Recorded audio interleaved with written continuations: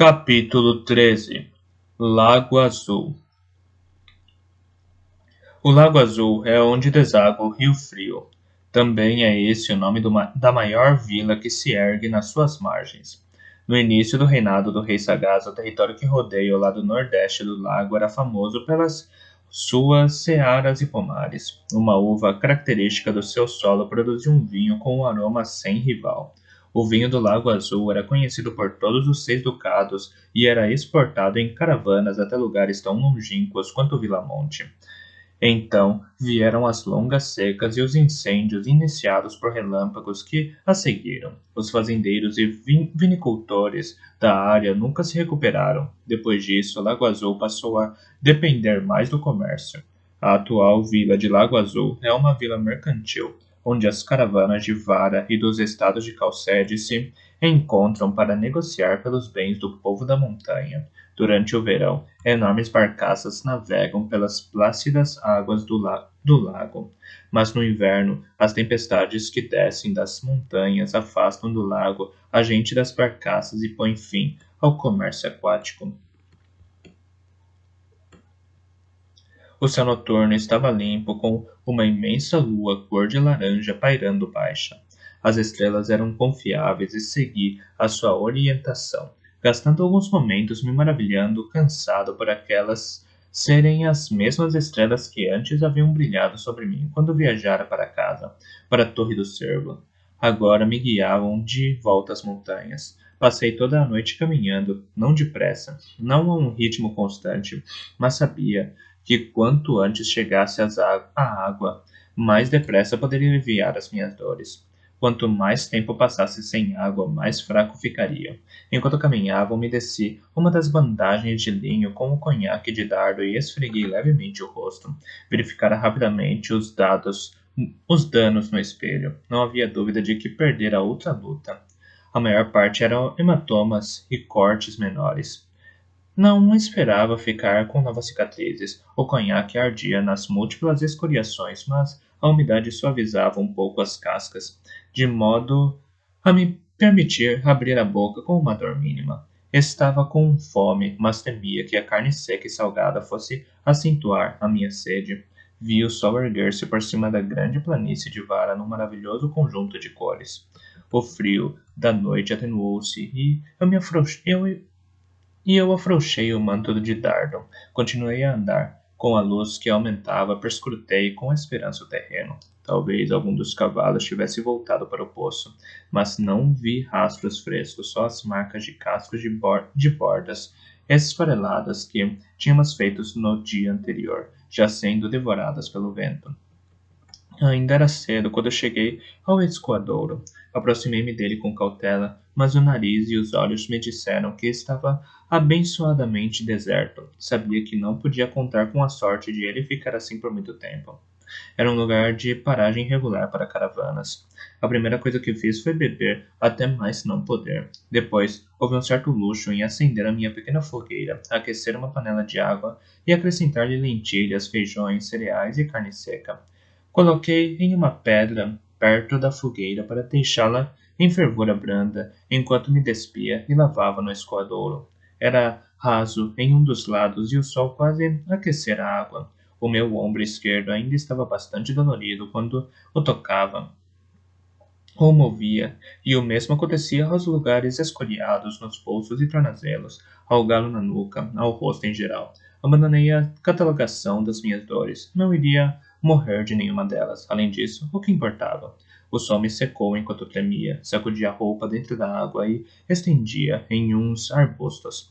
Enquanto o sol a secava, enrolei-me no manto de dardo, bebi conhaque e mexi a sopa. Tive de acrescentar mais água, e pareceu levar anos até que os feijões e as lentilhas secas amolecessem.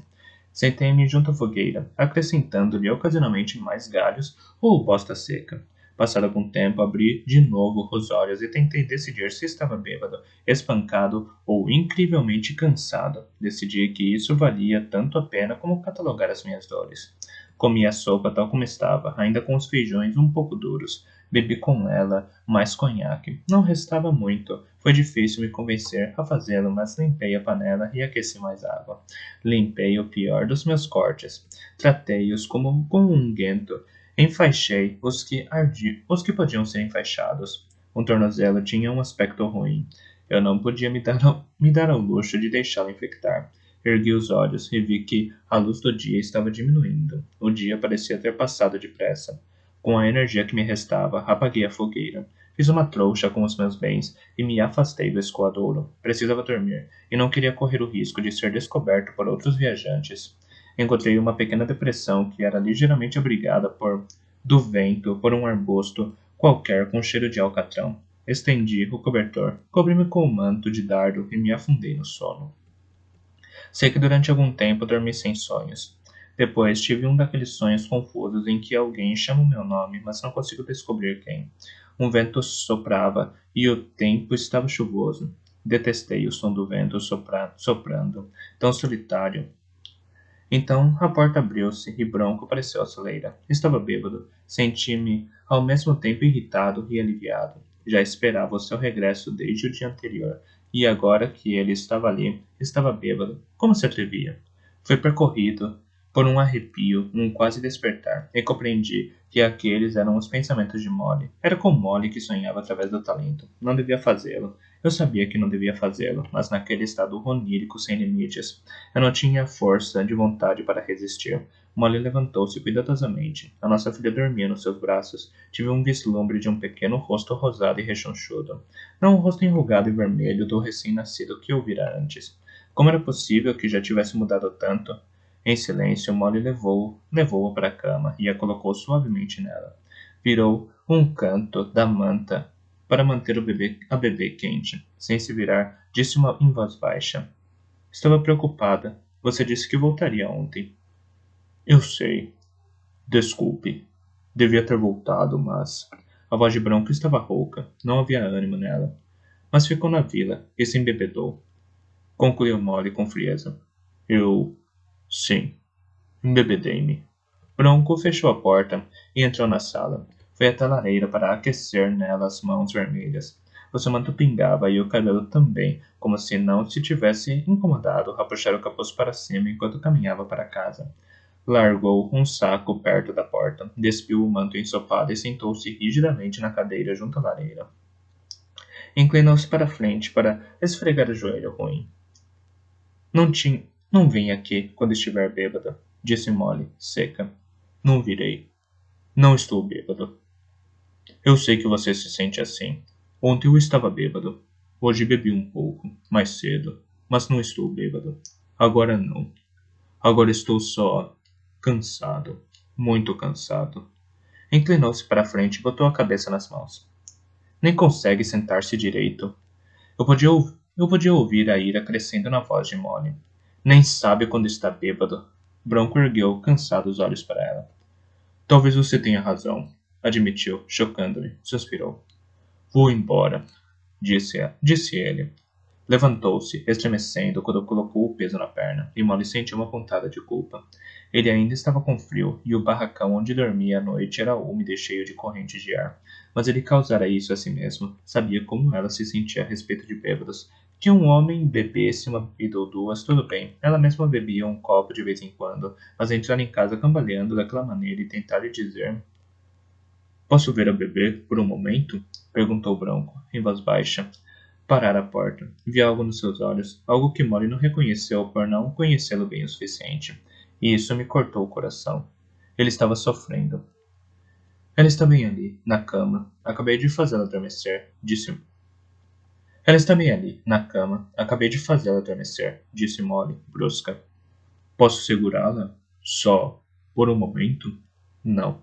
Você está bêbado e frio. Se tocar nela, ela vai acordar. Sabe disso. Por que quer fazer isso? Algo no rosto de Bronco se enrugou. A sua voz soou rouca quando ele disse. Porque o Fitz está morto. E ela é tudo o que resta dele, ou do seu pai. E às vezes... Ele levantou uma mão endurecida pelo vento e esfregou o rosto. Às vezes... Parece que é tudo culpa minha. A sua voz soou muito baixa ao dizer aquelas palavras. Nunca devia ter deixado que o tirassem de mim. quando ele era garoto, quando quiseram levá-lo para a torre. Se eu tivesse colocado num cavalo atrás de mim e ido até a cavalaria, talvez os dois ainda estivessem vivos. Pensei nisso. Quase o fiz. Ele não queria me deixar, sabe? E eu o obriguei. Quase o levei à cavalaria, mas não o fiz. Deixei que ficassem com ele. E eles o usaram. Senti o tremor que percorreu de súbito Molly. Lágrimas arderam de súbito nos seus olhos. Ela defendeu-se com ira. Maldito seja. Ele já morreu há meses. Não tente me convencer com lágrimas de bêbado. Eu sei, disse Branco. Eu sei. Ele está morto. Subitamente respirou fundo e endireitou-se, daquela velha maneira familiar. Viu dobrar as suas dores e fraquezas e escondê-las bem no fundo de si mesmo. Desejei estender uma mão calmante e colocá-la no seu ombro. Mas isso era realmente eu, e não Molly. Ele voltou-se para a porta e depois fez uma pausa. Ah, tem uma coisa. Remexeu dentro da camisa. História dele. Eu tirei-o do seu corpo depois que ele morreu. Você devia guardá-lo para ela. Para que tenha alguma coisa do pai. Ele recebeu isso do rei sagaz. O coração pulou no meu peito quando o Branco estendeu a mão. Ali na sua palma estava o meu alfinete com um rubi aninhado na prata. Molly limitou-se a olhá-lo. Tinha os lábios apertados numa linha horizontal. Ira, ou um controle firme sobre aquilo que sentia. Um controle tão duro que nem mesmo ela sabia o que se escondia. Quando Molly não se moveu na sua direção, Branco colocou cautelosamente o alfinete na mesa. Tudo fez sentido para mim de repente. Ele fora até a cabana do pastor para tentar me encontrar de novo, para me dizer que eu tinha uma filha, mas o que encontrara? Um corpo em decomposição, provavelmente já há pouco mais do que ossos, usando a minha camisa com o alfinete ainda bem preso à lapela. O rapaz forjado tinha cabelo escuro e tinha mais ou menos a minha altura e idade. Bronco acreditava que eu estava morto, real e verdadeiramente morto, e estava de luto por mim. Bronco, Bronco, por favor, eu não estou morto. Bronco, Bronco! Agitei-me e me irritei ao redor dele, atingindo-lhe com cada pedaço do meu sentido de talento, mas como sempre não fui capaz de contactá-lo. Acordei de repente, tremendo e agarrado a mim mesmo, sentindo-me um fantasma. Era provável que ele já tivesse ido até Breu. Ambos achavam que eu estava morto. Fui tomado por um pavor estranho com aquele pensamento. Parecia ser o prenúncio de grande azar, que todos os amigos de uma pessoa acreditassem que esse alguém estava morto. Esfreguei suavemente as têmporas, sentindo o início de uma dor de cabeça de talento. Um momento mais tarde, percebi que minhas defesas estavam abaixadas, que eu estivera usando o talento com toda a força que pudera na direção de Bronco. Ergui as muralhas e então me enrolei, tremendo no crepúsculo. Vontade não tropeçara daquela vez no meu talento, mas eu não podia me permitir tanto descuido. Mesmo que os meus amigos achassem que eu estava morto, os meus inimigos sabiam que eu não estava. Eu precisava manter aquelas muralhas erguidas. Tinha de jamais correr o risco de deixar que vontade penetrasse na minha cabeça. Fui assolado pela nova dor de cabeça, mas eu estava cansado demais para me levantar e ir fazer chá. Além do mais, eu não tinha casco de alvo, apenas as sementes que ainda não testara da mulher de Valdefeira. Preferi beber o resto do conhaque de Dardon e voltei a tentar dormir. No limite da consciência, eu sonhei com lobos correndo. Eu sei que você está vivo. Irei até você se precisar de mim. Eu sei que você está vivo. Irei até você se precisar de mim. Basta pedir. O contato era hesitante, mas real. Agarrei-me àquele pensamento como se fosse uma mão amiga, enquanto o sono me reclamava. Nos dias que se seguiram, caminhei até o Lago Azul. Caminhei através de um vento carregado de areia. O cenário era composto de porpédias e cascalho, arbustos crepitantes com folhas coriáceas, plantas suculentas de crescimento lento e folhas grossas. E muito adiante, o grande lago propriamente dito. A princípio, a trilha não passava de uma cicatriz na superfície dura da planície, com os cortes dos cascos e os longos sulcos dos caminhos dos carros desaparecendo no sempre presente vento frio. Porém, à medida que me aproximava mais do lago, a terra foi se tornando gradualmente mais verde e mais amena. A trilha transformou-se em algo mais semelhante a uma estrada. Começou a cair chuva com o vento, uma chuva dura e penetrante que me atravessava a roupa. Nunca me sentia completamente seco. Tentei evitar o contato com as pessoas que viajavam pela estrada. Não havia maneira de me esconder delas naquela região plana, mas fiz o possível para parecer pouco interessante e desagradável. Mensageiros a galope passaram por mim nessa trilha, alguns na direção do Lago Azul, outros na direção de Valder-Feira. Não pararam por minha causa, mas isso pouco me consolava. Cedo ou tarde alguém encontraria 5 guardas reais insepultos e ficaria curioso com o fato. E a história sobre o modo como o bastardo fora capturado bem no meio deles seria interessante demais para que Chris ou Esporana deixassem de contá-la. Quanto mais me aproximava do Lago Azul, mais gente havia na estrada, e me atrevi a ter esperança. Misturei-me com os outros viajantes, pois nas ricas terras da pastagem cobertas de capim havia propriedades e até pequenos povoados. Eram visíveis a uma grande distância, a minúscula elevação de uma casa e o fio de fumaça que se erguia de uma chaminé. A terra começou a ter mais umidade e a vegetação rasteira deu lugar a arbustos e árvores. Logo eu estava passando por pomares e depois por pastos com vacas leiteiras e galinhas, engravatando a terra à beira da estrada. Por fim cheguei à vida que partilhava o nome com o próprio lago. Do outro lado do Lago Azul havia outra extensão de terra plana, e depois o sopé das montanhas, e mais além, o reino da montanha, e em algum lugar para além do reino da montanha encontrava-se veracidade. Foi um pouco perturbador quando pensei no tempo que levara para chegar até ali, a pé, e o comparei com a primeira vez em que viajara com uma caravana real para pedir Catrocan como noivo em nome de veracidade. No litoral, o verão terminara e o vento das tempestades de inverno começara a açoitar a costa. Mesmo ali, não demoraria até que o duro frio de um inverno do interior capturasse as planícies no abraço das tempestades de neve invernais. Supôs que nas montanhas a neve já tivesse começado a cair nas regiões de maior altitude. Seria profunda antes de eu chegar às montanhas, e eu não sabia que condições enfrentaria ao penetrar nas grandes altitudes para ir à procura de veracidade, nas terras que se escondiam mais além. Não sabia que realmente não sabia realmente se ele ainda estaria vivo. Gastará muita força para ajudar a me libertar de Majestoso, e no entanto, o venha até mim, parecia ecoar com as batidas do meu coração, e dê por mim. Marcando o passo para esse ritmo, encontraria Bracidade ou seus ossos, mas sabia que não voltaria a pertencer verdadeiramente a mim mesmo até que eu fizesse. A vila de Lago Azul parece maior do que é por se estender tanto. Viu poucas habitações de mais do que um andar. A maioria eram casas baixas e compridas, com mais alas adicionais à construção à medida que filhos e filhas se casavam e traziam os consortes para casa. Havia abundância de madeira do outro lado do Lago Azul, de modo que as casas mais pobres eram de tijolos de lama, enquanto as dos comerciantes e pescadores veteranos eram de tábuas de cedro com telhados de ripas largas. A maior parte de casas estava pintada de branco, cinza ou azul claro, o que fazia com que as estruturas parecessem ainda maiores. Muitas tinham janelas com grossos painéis de vidro espiralado, mas eu passei por elas e me dirigi para onde me sentia sempre mais em casa. A zona ribeirinha era ao mesmo tempo parecida e diferente de um porto de mar.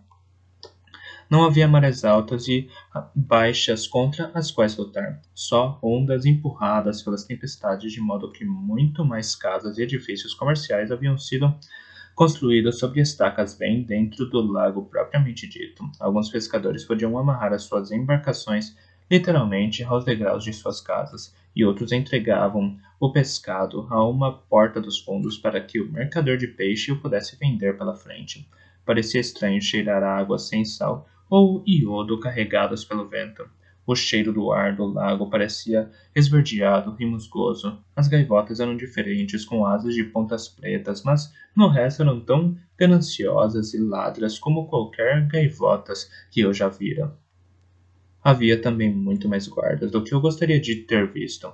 Perambulavam pelas ruas como gatos encurralados na libré, dourada e marrom de vara. Não os olhei nos rostos, nem lhes dei motivo para reparar em mim.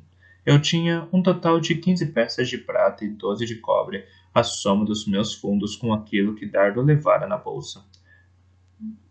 Algumas das moedas eram de um estilo que eu não reconhecia, mas o peso parecia certo ao pegá-las. Supus que seriam aceitas. Eram tudo o que eu tinha para me levar até as montanhas, e tudo o que eu tinha para poder levar para casa para Molly, de modo que eram duplamente valiosas para mim, e eu não pretendia me separar de mais do que o necessário. Tampouco eu era tão tolo a ponto de sequer considerar rumar para as montanhas, sem qualquer provisões e roupas mais pesadas. Portanto, eu precisava gastar algumas moedas, mas também esperava arranjar uma maneira de ganhar com trabalho a passagem através do Lago Azul, e talvez para além dele. Em todas as povoações havia sempre áreas mais nobres, e lojas ou carroças onde as pessoas negociavam os bens que outros jogavam fora. Andei por Lago Azul durante algum tempo, permanecendo sempre na zona ribeirinha, onde o comércio parecia mais animado, e acabei por chegar a ruas onde a maior parte das lojas era de tijolos de barro, mesmo quando havia tetos de ripas. Ali encontrei funileiros cautelosos que vendiam vasilhas consertadas e trapeiros com as suas carroças de artigos bem usados e lojas onde era possível comprar louças avulsas e coisas do gênero. Sabia que dali em diante a minha mochila seria mais pesada, mas não era possível evitá-la. Uma das primeiras coisas que comprei foi um cesto resistente, entrançado com juncos do lago, provido de correias para pôr no ombro. Enfiei lá dentro a trouxa. Antes de o dia chegar ao fim, eu havia acrescentado umas calças almofadadas, um casaco acolchoado parecido com os que o povo da montanha usava e um par de botas largas que eram como suaves meias de couro. Este último artigo tinha cordões de couro para ser bem amarrado às barrigas das minhas pernas. Também comprei umas meias grossas de lã de cortes diferentes, mas muito grossas, para usar por dentro das botas. Noutra carroça comprei um barrete quente de lã e um cachecol. Comprei um parte-luvas sem dedos que ficaram grandes demais e que era evidente que tinham sido feitas por uma esposa da montanha para servir às mãos do marido. Consegui encontrar casco de elfo na minúscula barraca de um herbanário, e assim arranjei para mim uma pequena provisão no mercado próximo.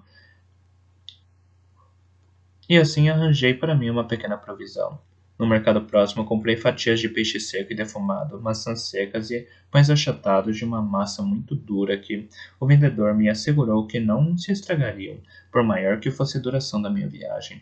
Em seguida, me esforcei para marcar passagem para mim numa barcaça que fosse atravessar o Lago Azul. Na verdade, dirigi-me à praça de emprego do porto na esperança de trabalhar em troca da travessia.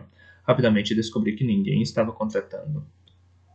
Olhe, camarada, disse-me com altivez um garoto de 13 anos. Todo mundo sabe que as grandes barcaças não vão para o lago nesta época do ano, se não houver ouro na costa, e este ano não há. A bruxa da montanha fechou todo o comércio com as montanhas. Nada a levar significa que não há dinheiro que vale o risco. E é assim que as coisas são, nem mais nem menos. Mas, mesmo se o comércio estivesse aberto, você não ia encontrar grande coisa indo de um lado para o outro no inverno. E no verão que é no verão que as grandes barcaças podem atravessar deste lado para o outro. Mesmo nessa época, os ventos podem ser chatos, mas uma boa tripulação pode manejar uma barcaça, a vela e a remo, até lá de lá para cá. Mas nesta época do ano é uma perda de tempo. As tempestades sopram todos os 5 dias, mais ou menos, e durante o resto do tempo os ventos só sopram numa direção. Quando não estão carregados de água, levam gelo e neve. É uma bela época do ano para vir do lado da montanha para a vila de Lago Azul, se não se importar em ficar molhado e com frio e de passar o tempo todo desprendendo gelo do cordame. Mas você não vai encontrar nenhuma das grandes barcaças de transporte fazendo travessia daqui para lá até a próxima primavera. Há barcos menores que podem levar a gente, mas a passagem neles é cara e só para os que têm coragem. Se embarcar num desses é porque você está disposto a pagar ouro pela passagem e a pagar com a vida se o seu capitão cometer algum erro.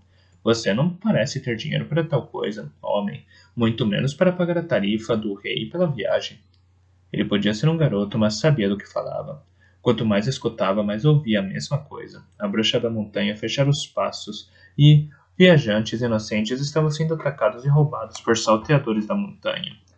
Para o seu próprio bem, os viajantes e os mercadores estavam sendo mandados de volta à fronteira. A guerra era iminente. Isso me enregelou o coração e me deixou ainda mais convencido de que tinha de alcançar veracidade. Mas quando insistia em que tinha de chegar às montanhas e depressa, era aconselhado a arranjar um modo de obter 5 peças de ouro para a passagem através do lago, e que tivesse boa sorte daí em diante. Numa ocasião, Um homem sugeriu que sabia de um empreendimento um tanto ilegal, no qual podia ganhar esse valor num mês, ou menos se estivesse interessado. Eu não estava, já tinha dificuldades o suficiente com o que trabalhar. Venha até mim. Eu sabia que de algum modo faria.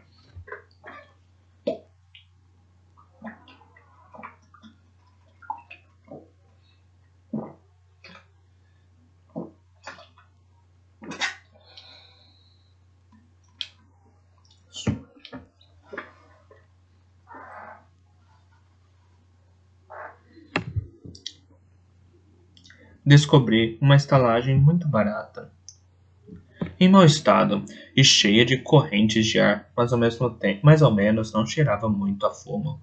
A clientela não podia comprá-lo. Peguei e paguei por uma cama e obtive um catre numa água furtada aberta acima da sala comunal. Pelo menos calor também se erguia junto com a fumaça que vinha da lareira lá embaixo. Pendurando o manto e a roupa numa cadeira ao lado do catre, finalmente consegui secá-los por completo pela primeira vez nos últimos dias. Canções e conversas, tanto barulhentas como calmas, foram um coro constante na minha primeira tentativa de dormir. Não havia privacidade e eu consegui finalmente o banho quente porque ansiava numa sauna 5 quartais mais abaixo. Mas havia um certo prazer fatigado em saber onde iria dormir à noite, mesmo que mal. Eu não havia planejado, mas aquilo também era uma forma excelente de escutar o que corria a boca pequena em lago.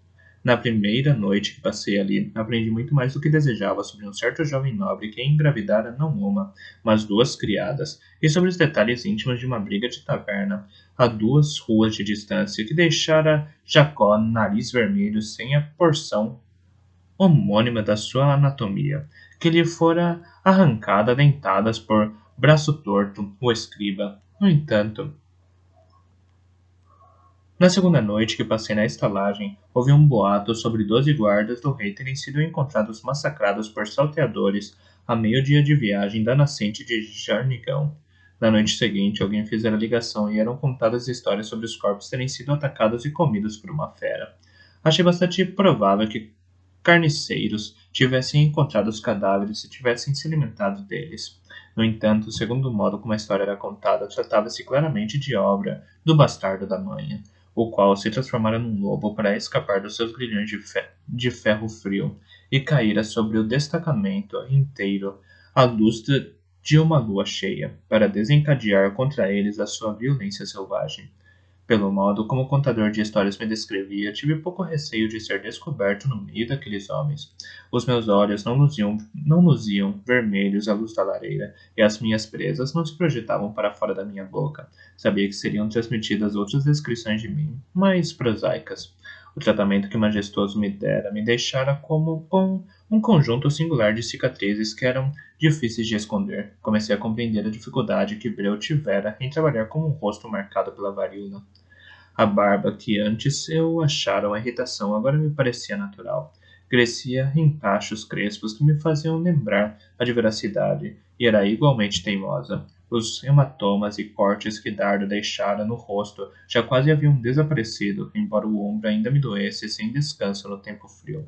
O frio gélido e úmido do ar invernal me enrubescia as bochechas por cima da barba, e felizmente tornava a ponta do nariz da minha cicatriz menos evidente. O corte no braço já sarara havia muito tempo, mas eu pouco podia fazer quanto ao nariz quebrado. Ele também já não me surpreendia quando o via num espelho. De certa forma, pensava que eu era agora tanto criação de Majestoso quanto de Breu. Breu só me ensinara como matar. Majestoso me transformara num verdadeiro assassino. Na minha terceira noite na estalagem, ouvi a fofoca que me deixou gelado. Era o rei em pessoa, ora se não era, e o chefe dos feiticeiros do talento. Mantos de boa lã com tanta pele no colarinho e no capuz que quase não se conseguia ver as caras deles, montados em cavalos pretos com selas de couro finas, como sei lá o que, e com uma vintena de tipos de marrom e dourado atrás deles. Os guardas limparam a praça toda para que eles passassem. Então eu disse ao sujeito que estava ao meu lado: Ei, o que é tudo isso, você sabe?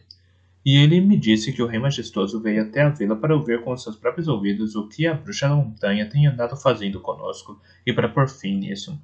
E mais, Diz ele que o rei veio em pessoa à procura do homem postulento e do bastardo manhoso, que é bem sabido que eles andam de mãos dadas com a bruxa da montanha.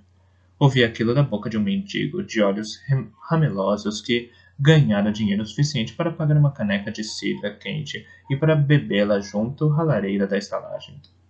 Aquela fofoca fez com que ganhasse outra rodada, enquanto seu benfeitor lhe contava mais uma vez mais a história do bastardo da manhã, e de como ele massacrara uma dúzia de guardas reais e beber o sangue deles para alimentar a sua magia. Dei por mim num torvelinho de emoções. Desapontamento por ser evidente que os meus venenos nada tinham feito a majestoso. Medo de poder ser descoberto por ele e uma esperança selvagem de ter mais uma chance contra ele antes de encontrar um modo de chegar até a veracidade. Quase não precisei fazer perguntas. A manhã seguinte foi encontrar Lago Azul numa grande animação com a chegada do rei. Tinham-se passado muitos anos desde que um rei coroado visitara Lago Azul, e todos os mercadores e nobres menores pretendiam aproveitar a visita. Majestoso requisitara a maior e melhor das estalagens da vila, ordenando despreocupadamente que todos os quartos fossem esvaziados para si e para sua comitiva. Ouvi rumores que diziam que o estalajadeiro estava ao mesmo tempo lisonjeado e aterrorizado por ter sido escolhido, pois, embora o fato fosse certamente solidificar a reputação da sua estalagem, não houvera menção de uma recompensa, mas apenas uma longa lista de mantimentos e safras de vinho que o rei majestoso esperava que estivessem disponíveis. Vesti os meus novos trajes de inverno, enfiei o barrete de lã até as orelhas e saí. A estalagem foi encontrada com facilidade. Nenhuma outra estalagem em Lago Azul tinha 3 andares de altura, e nenhuma podia acabar-se de tantas varandas e janelas. As ruas junto da estalagem estavam apinhadas de nobres que tentavam apresentar-se ao rei majestoso, muitos deles com filhas atraentes a tiracolo. Acotovelaram-se com menestréis e malabaristas que ofereciam entretenimento, mercadores que traziam amostras dos seus melhores artigos como presentes, bem como aqueles que faziam entregas de carne, cerveja, vinho, pão, queijo e todos os outros alimentos que pudesse imaginar. Não tentei entrar, mas fiquei principalmente à escuta dos que saíam. O bar estava repleto de guardas e eram um grupo grosseiro falando mal da cerveja e das prostitutas locais como se tivessem melhor em Valdefeira. E o rei majestoso não ia conceder audiências naquele dia. Não, sentia-se mal depois da viagem apressada e encomendara as melhores reservas de Rebenta Alegre para acalmar as suas queixas. Sim, haveria um jantar naquela noite, uma coisa muito suntuosa, meu caro, para o qual só as mais finas pessoas seriam convidadas. E você o ouviu com aquele olho que parecia o de um peixe morto. Honestamente me deu arrepios. Se eu fosse o rei, teria um homem melhor para me aconselhar com o talento ou sem ele.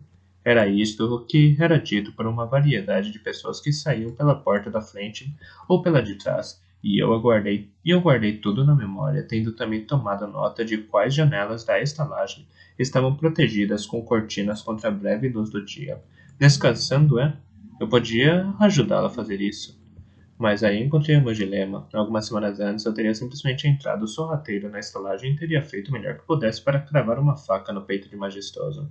E que se danassem as consequências. Porém, eu agora não só tinha a ordem de talento de veracidade me corroendo, mas também a noção de que se sobrevivesse a mim uma mulher e uma filha à minha espera, eu não estava disposto a trocar a minha vida pela de Majestoso. Daquela vez, iria precisar de um plano.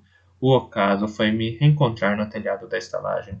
Era um telhado de ripas de cedro, muito inclinado e que ficara muito escorregadio pela geada. A estalagem tinha várias alas e eu me encontrava na intersecção dos íngremes telhados de duas delas, à espera. Sentia-me grato ao majestoso por ter escolhido a maior e melhor das estalagens. Estava bem acima do nível dos edifícios ao redor. Ninguém me veria com um olhar casual. Teriam de estar à minha procura. Mesmo assim, esperei até escurecer por completo antes de ir até o beiral, meio escorregando, meio em descida controlada. Fiquei ali durante algum tempo, acalmando o coração. Não havia nada a que me pudesse agarrar. O telhado tinha um beiral generoso a fim de proteger a varanda que se abria por baixo, e teria de deslizar de me agarrar com as mãos ao beiral quando passasse por ele e me balançar para dentro caso quisesse aterrissar na varanda. A alternativa era uma queda de 3 andares para a rua. Rezei para não aterrissar no parapeito da varanda coberto de espigões decorativos. Planejara bem, sabia quais das divisões eram o quarto de Majestoso e a sua sala de estar. Sabia a que horas ele estaria no jantar com os seus convidados. Estudara as fechaduras das portas e janelas em vários edifícios de Lago Azul. Nada encontrara que não me fosse familiar. Arranjar algumas pequenas ferramentas de mais tensão de corda leve providenciaria a minha fuga. Entraria e sairia sem deixar rastro. Os venenos estavam na bolsa que eu trazia ao cinto. 2 sovelas obtidas na loja de um sapateiro algumas horas antes me forneceram apoios para as mãos enquanto eu descia pelo telhado. Enfiava-as, não nas ripas duras, mas nos espaços entre elas, para se prenderem nas ripas que estavam por baixo. Fiquei mais nervoso no momento em que parte do meu corpo prendeu no telhado, sem conseguir ver o que estava acontecendo lá embaixo. No momento crucial, balancei algumas vezes as pernas para ganhar impulso e me preparei para soltar. Armadilha! Armadilha! Imobilizei-me no local, onde me encontrava, com as pernas enroladas abaixo do telhado, enquanto me agarrava as 2 sovelas enfiadas entre as ripas. Nem sequer respirei. Não era olha de noite. Não. Furão pequeno. Armadilha. Armadilha. Vá embora. Armadilha, armadilha. É uma armadilha? Armadilha, armadilha. Para Fitz Lobo. Sangue antigo. Sabe disso, disse Furão Grande. Vá. Vá com. Avise Fitz Lobo. Rolf Urso conhecia o seu cheiro. Armadilha. Vá embora. Quase gritei quando um pequeno corpo quente bateu subitamente na minha perna e correu pela minha roupa acima. Um momento depois, um furão empurrou a sua cara bigoduda contra a minha. Armadilha, armadilha, insistiu. Vá embora, vá embora. Puxar de novo meu corpo para cima do telhado foi mais difícil do que baixá-lo. Passei por um mau momento quando o cinto se prendeu na borda das ripas. Após algumas contorções, consegui me libertar e lentamente voltei a deslizar para o telhado. Fiquei imóvel por um momento, recuperando o fôlego, enquanto o furão se sentava entre os meus ombros, explicando repetidas vezes: Armadilha, armadilha. Ele possuía uma mente minúscula, ferozmente predatória, e detectei nele uma grande ira. Não teria escolhido para mim um animal de vínculo como aquele, mas alguém escolhera. Alguém que já não existia. Furão grande ferido até morrer. Diz ao furão pequeno: vá com, leve o cheiro. Avise Fitz Lobo. Armadilha, armadilha. Havia tanto que eu queria perguntar. De algum modo, Rolf Negro intercedera por mim junto ao sangue antigo. Desde que eu abandonara a Aldefeira, temera que todos os manhosos que encontrasse retivessem contra mim.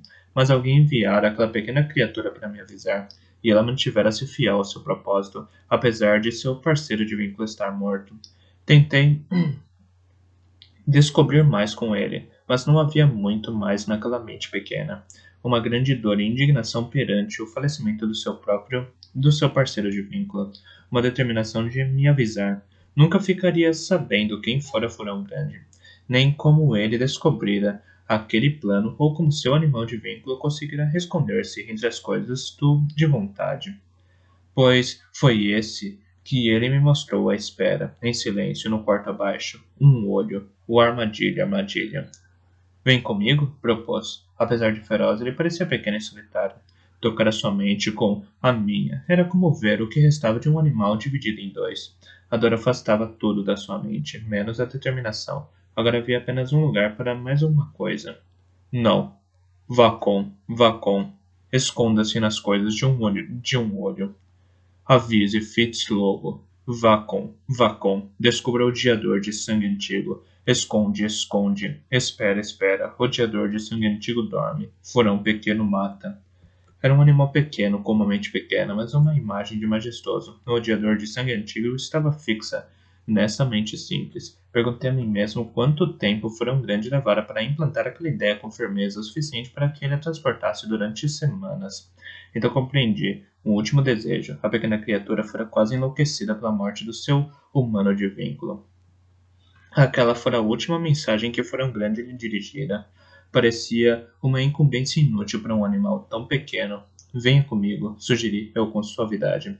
Como pode Furão pequeno matar o odiador de sangue antigo? Nem piscar de olhos. Ele soltou sobre a minha garganta. Cheguei de fato a sentir os dentes aguçados. Num piscar de olhos, ele saltou sobre a minha garganta. Cheguei de fato a sentir os dentes aguçados prendendo-se às veias da garganta. Corta, corta, quando ele dorme, beber sangue dele como coelho. Já não há furão grande, já não há buracos, já não há coelhos. Só odiador de sangue antigo, corta, corta. Largou a minha jugular e enfiou-se subitamente no interior da minha camisa. Quente. Senti as suas pequenas patas providas de garras geladas na minha pele. Eu tinha uma fatia de carne seca no bolso. Deitei-me no telhado e a dei ao meu colega assassino. Eu o teria persuadido a vir comigo, se pudesse, mas senti que ele era capaz de mudar de ideia tanto quanto eu de conseguir me recusar a ir até a veracidade. Era tudo o que lhe restava de furão grande, dor e um sonho de vingança. Esconde, esconde, vacom, vacom, com um olho. Cheire, odiador de sangue antigo, espere até ele dormir. Depois corta, corta. Beba o sangue dele como de um coelho. Sim, sim, minha caçada. Armadilha, armadilha. Fitzlobo. Vá embora, vá embora. Segui o seu conselho. Alguém dera muito para me enviar aquele mensageiro. De qualquer modo, eu não desejava confrontar vontade, pois por mais que quisesse matá-lo, sabia agora que não era seu igual no talento, e também não queria estragar a oportunidade de furão pequeno. Há uma espécie de honra entre assassinos. Reconfortava meu coração saber que não era o único inimigo de Majestoso. Silencioso como a escuridão, percorri o telhado da estalagem e depois desci para a rua perto do estábulo. Regressei à minha estalagem arruinada. Paguei o meu cobre e ocupei um lugar numa mesa feita de tábuas ao lado de outros 2 homens. Comemos o prato de batatas e cebolas que a estalagem servia. Quando uma mão caiu sobre meu ombro, não me sobressaltei. Antes, estremeci. Já sabia que havia alguém atrás de mim. Não esperara que ele me tocasse. A minha mão dirigiu-se furtivamente à faca que trazia no centro enquanto me virava no banco para encará-lo. Os meus companheiros de mesa continuaram a comer, um deles ruidosamente. Ninguém naquela estalagem mostrava interesse por outra vida que não a sua. Ergui os olhos para o rosto sorridente de Esporana e meu estômago se revirou. Tom! Cumprimentou-lhe ela, com jovialidade, e ocupou um lugar à mesa ao meu lado. O homem que estava ali cedeu o lugar sem palavra, raspando a tigela enquanto o arrastava ao longo da tábua manchada da mesa. Passando um momento, tirei a mão da faca e voltei a colocá-la na borda da mesa. Esporano fez um aceno ao ver esse gesto. Usava um manto preto de lã boa e grossa, ornamentado com bordados amarelos. Pequenas argolas de prata agora pendiam de suas orelhas. Estava muito mais contente consigo mesmo do que seria do meu agrado. Eu nada disse, apenas a olhei. Ela indicou a minha tigela com um pequeno gosto. Por favor, continue comendo. Eu não queria perturbar a sua refeição. Você parece precisar dela. Rações curtas nos últimos tempos? Um pouco, respondi com voz baixa. Quando ela nada mais disse, acabei a sopa, limpando a tigela de madeira com os últimos pedaços de pão de má qualidade que vieram com ela. A essa altura, Esporano já atraíra a atenção de uma criada que nos trouxe 2 canecas de cerveja. Bebeu um longo trago da sua, fez uma careta e voltou a colocá-la na mesa. Beberiquei a minha e não achei pior ao paladar do que a água do lago, que era a alternativa. Então, disse por fim, depois de ela continuar sem falar, o que você quer? Ela deu um sorriso afável, brincando com a asa da caneca. Você sabe o que eu quero. Quero uma canção que viva mais do que eu. Olhou em redor, demorando-se especialmente no homem que continuava chupando ruidosamente a sopa. Tem um quarto? Perguntou-me. Sacudi a cabeça. Tenho um catre no sótão, e não tenho canções para você, Esporana. Ela encolheu os ombros, um movimento minúsculo. Não tenho canções para você no momento, mas tenho notícias que iriam lhe interessar. E tenho um quarto, numa estalagem, alguma distância daqui. Venha comigo até lá, e depois falaremos. Havia um pequeno pedaço de porco assando no fogo da lareira quando saí. Quando chegamos lá, é provável que já esteja pronta. Todos os meus sentidos. Não tenho canções para você no momento, mas tenho notícias que iriam lhe interessar. E tenho um quarto, numa estalagem a alguma distância daqui. Venha comigo até lá e depois falaremos. Havia um belo pedaço de porco assando no fogo da lareira quando saí. Quando chegamos lá, é provável que já esteja pronta. Todos os meus sentidos se avisaram com a menção de carne. Se avivaram com a menção de carne. Consegui cheirá-la, quase consegui sentir o seu gosto. Não tenho dinheiro para isso, disse-lhe sem rodeios. Eu tenho, ofereceu ela com suavidade. Vou buscar as suas coisas. Também dividirei o quarto. E se eu recusar? Perguntei em voz baixa. De novo, ela fez aquele minúsculo movimento de encolher ombros. A opção é sua, devolveu-me o olhar sem expressão. Não consegui decidir se havia ameaça no seu pequeno sorriso ou não. Passado algum tempo, levantei-me e fui até o sótão. Quando regressei, trazia as minhas coisas. Esporano me esperava no pé da escada. Belo manto, observou com ironia. Não o vi em algum lugar antes? Talvez tenha visto, respondi, em voz baixa. Gostaria de ver a faca que o acompanha? Esporana apenas deu um sorriso mais largo e fez um pequeno gesto de defesa com as mãos. Virou-se e afastou-se sem olhar para trás para ver se eu a seguia. Mais uma vez havia aquela curiosa mistura de confiança em mim e desafio. Segui atrás dela. Lá fora, era o início da noite. O vento penetrante que soprava pelas ruas estava cheio da umidade do lago. E, embora não estivesse chovendo, senti a umidade condensando na minha roupa e na pele. Meu ombro começou imediatamente a doer. Não havia archotes na rua que ainda ardessem. A pouca luz que havia escapava de folhas das janelas e soleiras das portas, mas Esporana caminhava com segurança e confiança. E eu a segui com os olhos ajustando-se rapidamente à escuridão. Ela me levou ao longo da zona ribeirinha para longe dos bairros mais pobres da vila, até as ruas comerciais e as estalagens que serviam os negociantes da vila. Não ficava muito longe da estalagem onde o rio majestoso não estava realmente alojado. Onde o rei majestoso não estava realmente alojado. Abriu a porta de uma estalagem decorada com a cabeça de um javali dotado de presas e me fez um aceno com a cabeça para que eu a precedesse.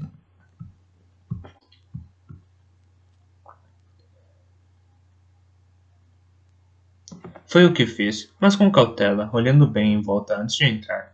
Mesmo depois de não ver guardas, continuei sem saber se eu estaria enfiando a cabeça numa cilada ou não. A estalagem era bem iluminada e quente, com vidro e folhas nas janelas. As mesas eram limpas, o jogo no chão quase fresco, e o cheiro de porco passando enchia o ar. Um criado passou por nós com uma bandeja repleta de canecas cheias até a borda. Olhou para mim, ergueu uma sobrancelha para a Esporana, num óbvio questionamento do gosto dela para homens. Esporana respondeu com uma larga mesura, e nisso tirou o manto úmido. Limitei, imitei-a mais lentamente, e então a segui quando ela me levou para uma mesa próxima da lareira. Sentou-se e depois olhou para mim. Estava confiante de me ter na mão. Vamos comer antes ou conversarmos, sim? Vamos comer antes de conversarmos, sim? Convidou-me em tom cativante. Indicou a cadeira à sua frente. Ocupei o lugar que me era oferecido, mas virei a cadeira de modo a ficar com as costas viradas para a parede e poder ver toda a sala. Um pequeno sorriso torceu-se na boca de Esporana e os olhos escuros dançaram. Não tem nada a temer de mim, garanto. Pelo contrário, sou eu que me arrisco a procurá-lo. Olhou em volta, então gritou a um rapaz chamado Carvalho que queríamos 2 travessas de porco assado, um pouco de pão fresco e manteiga, e vinho de maçãs para acompanhar. Ele apressou-se a ir buscar o pedido, e colocou-o na mesa com um encanto e graça que anunciava seu interesse por Esporana. Tagarelou um pouco com ela. Prestou muito pouca atenção em mim, exceto para fazer uma cara de desagrado quando deu a volta no meu cesto molhado. Outro freguês o chamou, e Esporana atacou o prato com apetite. Após um momento, provei o meu. Eu não comia carne fresca há vários dias, e a gordura quente e crepitante do porco quase me deixou tonto com o sabor. O pão era aromático, a manteiga doce. Não saboreava comida tão boa desde Torre do Cervo. Durante o segundo, o meu apetite foi tudo em que pensei, mas então o sabor do vinho de maçã me trouxe a memória Rusk, e o modo como ele morrera de vinho envenenado. Voltei a pôr o cálice na mesa com cautela e me lembrei da prudência. Bom, você disse que me procurou? Esporana assentiu enquanto mastigava. Engoliu, limpou a boca e acrescentou. Você não foi fácil de encontrar. pois não andei perguntando por aí se havia notícias suas. Apenas procurei os meus olhinhos. Espero que estime isso. Dei um aceno. E agora que me encontrou, o que quer de mim? Um suborno pelo seu silêncio? Se for isso, terá de se contentar com alguns cobres. Não, bebeu um gole de vinho e inclinou a cabeça para olhar para mim. É como lhe disse, quero uma canção. Parece, parece-me que já perdi uma, por não segui-lo quando foi afastado da nossa companhia, embora espero que me favoreça com os detalhes exatos sobre como sobreviveu.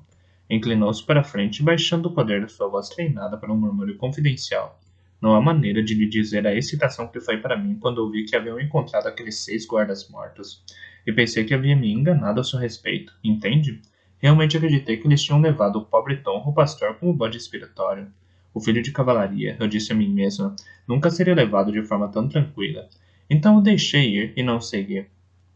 Mas quando ouvi as novidades, um arrepio me percorreu a espinha, e fiquei com todos os pelos do corpo eriçados. Era ele, repreendi-me. O bastardo estava lá, e eu ouvi ser levado sem mexer um dedo. Não pode imaginar como me amaldiçoei por duvidar dos meus instintos.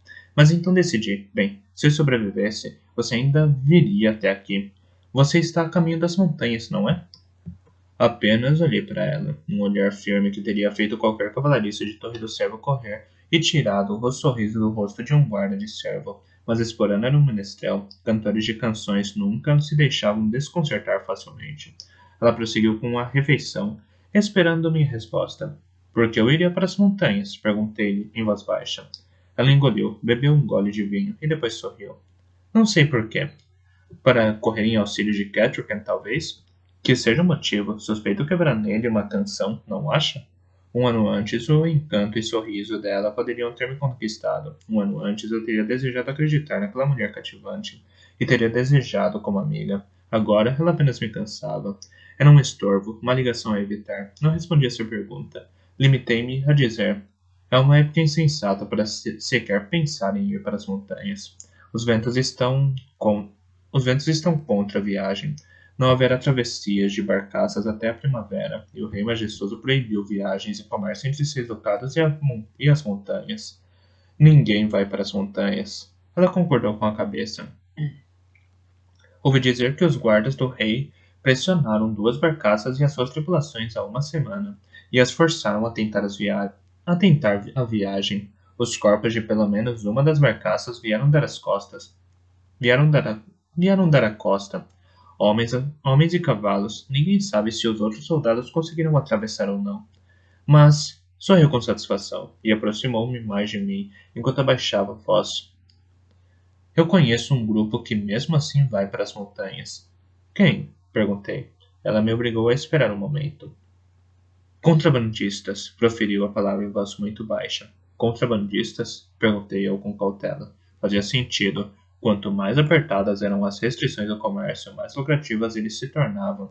Para quem conseguia fazê-lo, sempre haveria homens dispostos a arriscar a vida pelo lucro. Sim, mas não foi realmente por isso que eu procurei Fitz. Você deve ter ouvido dizer que o Rei Majestoso veio ao Lago Azul. Mas é tudo mentira, uma armadilha para atrair você. Não deve ir lá. Já sabia, disse-lhes calmamente. Como? Perguntou. Falou em voz baixa, mas consegui perceber como estava aborrecido por eu saber daquilo antes de me contar. Talvez um passarinho tenha me contado, respondi com altivez. Sabe como é? Nós, os manhosos, falamos as línguas de todos os animais. É verdade? Perguntou ela, crédula como uma criança. Ergui uma sobrancelha a ela. Seria mais interessante para mim saber como foi que você soube. Eles nos procuraram para nos interrogar. Todos os que conseguiram encontrar da caravana de Guida. E contamos cada história. De acordo com Chris, várias ovelhas foram perdidas ao longo do caminho, levadas à noite sem qualquer som. E quando Tassina contou sobre a noite em que você tentou estuprá-la, disse que foi só então que reparou que as suas unhas eram pretas como as garras de um lobo e que os seus olhos brilhavam na escuridão. Eu nunca tentei estuprá-la, exclamei, e depois me calei quando o criado se virou para nós com uma expressão inquisitiva. Esporana recostou-se na cadeira. Mas isso deu uma história tão boa que quase me trouxe lágrimas aos olhos. Ela mostrou ao feiticeiro de talento a marca na bochecha onde você a arranhou com as garras e disse que nunca teria escapado de você se não fosse o acônito que por acaso crescia por ali. Parecia-me que você devia andar atrás de Tássina se está à procura de uma canção, murmurei com repugnância. Oh, mas a história que eu contei foi ainda melhor, começou, e então sacudiu a cabeça ao criado que se aproximava, afastou o prato vazio e olhou ao redor da sala. Estava começando a encher-se com clientes da noite. Tem um quarto lá em cima, convidou-me. Podemos conversar lá com mais privacidade. Aquela segunda refeição finalmente me enchera a barriga. E eu estava quente, devia ter me sentido cauteloso, mas a comida e o calor estavam me deixando sonolento. Tentei concentrar os pensamentos. Quem quer que fossem esses contrabandistas, eles ofereciam a esperança de chegar às montanhas, a única esperança que obtiveram nos últimos tempos. Fiz um pequeno aceno. Ela levantou-se e eu segui com meu cesto. O quarto era limpo e estava quente. Havia um colchão de penas na cama, com cobertores limpos de lã por cima. Um jarro de água de cerâmica e uma bacia para lavagem se repousavam numa mesinha ao lado da cama. Esporana acendeu várias velas no quarto, empurrando as sombras para os cantos. Depois fez um gesto para entrar. Enquanto trancava a porta atrás de nós, sentei-me na cadeira. Era estranho como um quarto simples e limpo podia agora me parecer tamanho luxo. Esporana sentou-se na cama. Pensei que você havia dito que não tinha mais dinheiro do que eu, comentei. E não tinha, naquele momento, mas desde que cheguei ao Lago Azul, tenho sido muito requisitada, ainda mais desde que os corpos dos guardas foram encontrados. Por quê? Perguntei-lhe, com frieza. Sou um menestrel, retorquiu, e estava presente quando o bastardo da manhã foi capturado.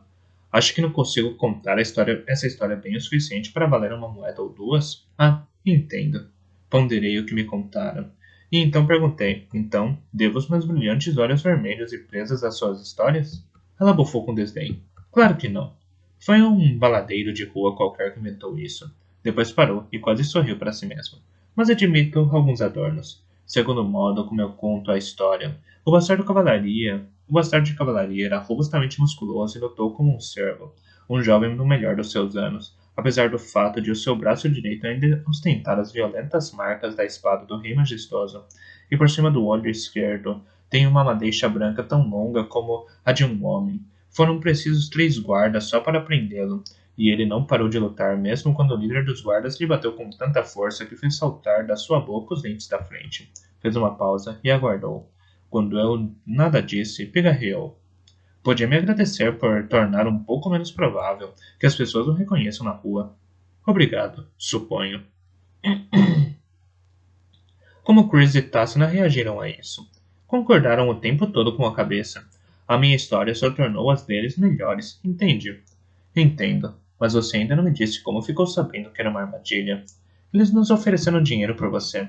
Perguntaram se algum de nós tinha tido notícia de você. Chris quis saber quando. Quanto?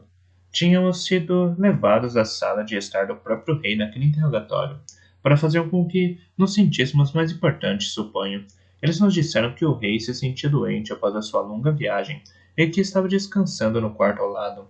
Enquanto estivemos lá, um criado saiu trazendo o manto do rei e as suas botas para serem limpas de lama. Esporana deu um pequeno sorriso. As botas eram gigantescas. E você conhece o tamanho dos pés do rei majestoso? Eu sabia que ela tinha razão. Majestoso tinha mãos e pés pequenos, e tinha mais vaidade deles do que muitas damas da corte. Nunca fui à corte, mas alguns de melhor nascimento no nosso castelo haviam estado em Torre do Cervo, em algumas ocasiões. Falavam muito do jovem príncipe bonito, mas das suas maneiras e cabelo escuro,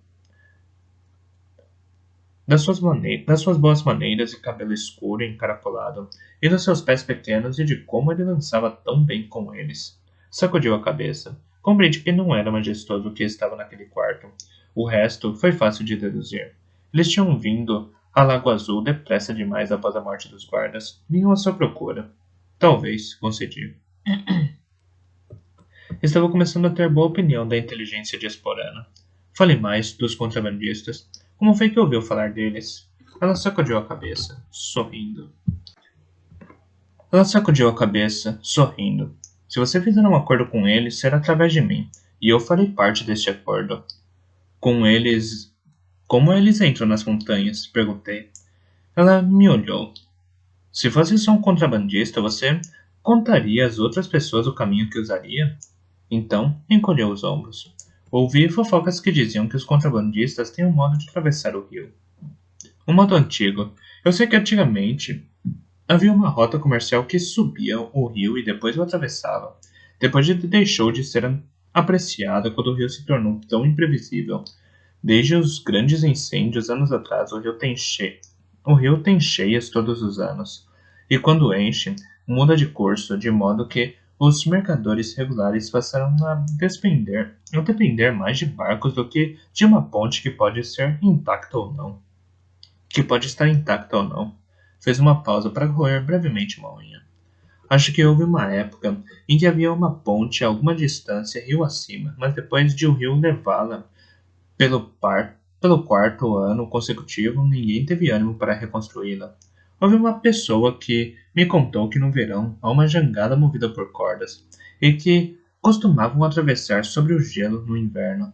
Nos anos em que o rio congela, talvez tenham esperança de que o rio congele este ano. O que eu penso é que quando o comércio é interrompido em algum lugar, começa em outro. Haverá um modo de fazer a travessia. Franziu o senho. Não. Precisa haver outro modo de chegar às montanhas. Esporana pareceu levemente insultada por eu duvidar dela. Pergunte por aí, se preferir. Pode gostar de esperar com a guarda real que anda se pavoneando pela zona ribeirinha. Mas a maior parte das pessoas vai lhe dizer para esperar pela primavera. Pela primavera. Algumas lhe dirão que se quiser chegar lá no inverno, não parta daqui, poderia ir para o sul, contornando todo o Lago Azul. A partir daí, imagino que haja várias rotas comerciais até as montanhas, mesmo no inverno. Quando eu conseguisse fazer isso, já seria primavera. Conseguiria chegar às montanhas com igual velocidade esperando aqui. Isso foi outra coisa que me disseram, concordou Esporana, muito satisfeita consigo mesma.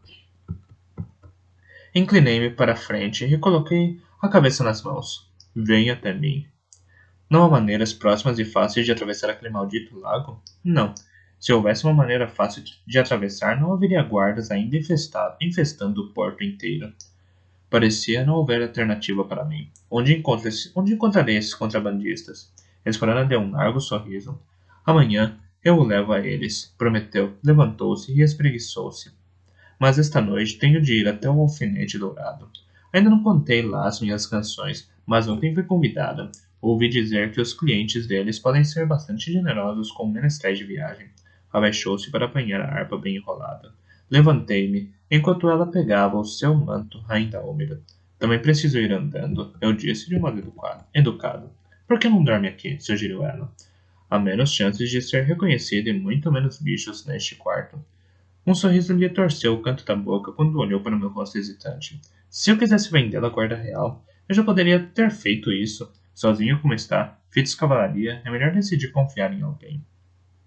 Quando ela me chamou pelo meu nome, foi como se algo torcesse dentro de mim.